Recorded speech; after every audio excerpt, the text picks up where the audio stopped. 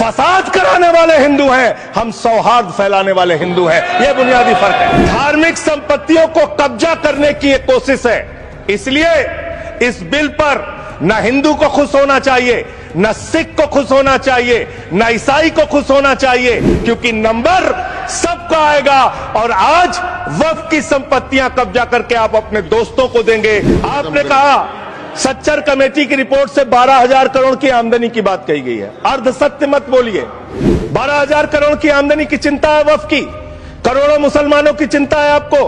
एक अपने दोस्त को पकड़ के लाइए, नीरव मोदी को 20,000 करोड़ वसूलिए, 12,000 करोड़ वक्फ को दीजिए, 8,000 करोड़ अपने पास रखिए। ये सरकार कह रही है कि ये कानून हम मुसलमानों के भले के लिए आ रहे हैं। आप मुसलमानों का भला कर रहे हैं, आप मुसलमानों का भला कर रहे हैं। दोनों सदन में एक भी सदस्य, दोनों सदन में सिर्फ एक सदस्य गुलाम अली को छोड़ के एक भी सदस्य आपका मुसलमान नहीं है। पूरी सरकार में एक मंत्री आपका मुसलमान नहीं है। आप मुसलमानों का भला कर रहे हैं। दो नेता अपने घरों में आपने बैठा दिया, मुख्तार अब्बास नकवी, शाहनवाज हुसैन, दोनों की राजनीति आपने खत्म कर दी। आप मुसलमानों का भला कर रहे हैं। आप तो वो लोग हैं जिन्होंने प्रभु श्री राम के मंदिर में भी घोटाला किया। मान्यवर, ये लोग राम मंदिर में घोटाला करने वाले लोग हैं, राम मंदिर की जमीन का चंदा खाने वाले लोग हैं सर। ये लोग आप पिछड़ों का भला करने की बात करते हैं, आप दलितों का भला करने की बात करते हैं। आपकी मातृ संस्था आरएसएस 100 साल तक आपने एक भी दलित, पिछड़ा और आदिवासी, एक भी महिला को आज तक आरएसएस का प्रमुख नहीं बनाया। समाज में छुआछूत को, बीमारी को मिटाने के लिए चलिए उठाते हैं कदम, और अगले सत्र में एक बिल लेके आइए। जितने भी हिंदुओं की कमेटियां हैं, ट्रस्ट है, बोर्ड है, उन सारे ट्रस्ट और कमेटियों में 80% आरक्षण दलित, आदिवासी और पिछड़े हिंदुओं को दीजिए। आप बड़ी बड़ी बातें कर रहे हैं। ये सरकार कह रही है कि ये कानून हम मुसलमानों के भले के लिए आ रहे हैं।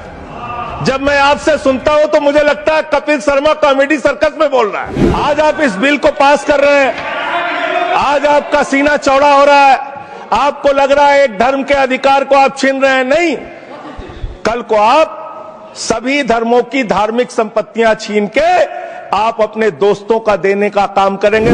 और किसी गलतफहमी में मत रहिए।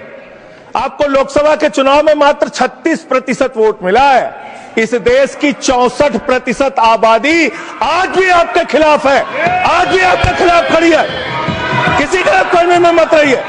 बड़ी बड़ी सत्ता उखड़ गई और चली गई। आपने इसमें लिखा बिल के अंदर कि वक्फ कमेटी के अंदर गैर मुसलमान इसका सदस्य बन सकता है। क्या आप हिंदुओं के ट्रस्ट में, मंदिर के ट्रस्ट में आप क्या गैर हिंदू को मेंबर बना सकते हैं? नहीं बना सकते, नहीं बना सकते।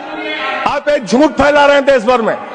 ट्रिब्यूनल के लिए आप कह रहे हैं उसको अपील नहीं की जा सकती। हाई कोर्ट का फैसला ट्रिब्यूनल के फैसले के खिलाफ आया है, सुप्रीम कोर्ट का फैसला ट्रिब्यूनल के फैसले के खिलाफ आया है। आपने कहा 5 साल का प्रैक्टिसिंग मुस्लिम होना चाहिए। कैसे प्रैक्टिसिंग मुस्लिम तय करेंगे सर? आप क्या मुसलमानों के घर में सीसीटीवी का कैमरा लगाएंगे? कौन नमाज पढ़ रहा है, कौन नमाज नहीं पढ़ रहा है, कौन मुसलमान है, कौन मुसलमान नहीं है?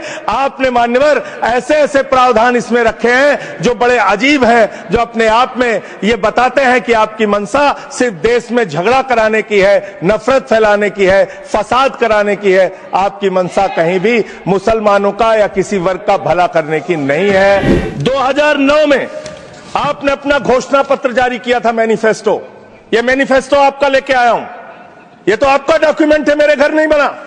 इस मैनिफेस्टो में लिखा है इन्होंने कि 2009 के मैनिफेस्टो में लिखा है कि वक्फ की जमीनों पर जो अवैध कब्जे हुए हैं, के.आर. रहमान की कमेटी की रिपोर्ट के हिसाब से हम मुस्लिम धर्म गुरुओं के साथ बातचीत करके उसको खाली कराने का काम करेंगे।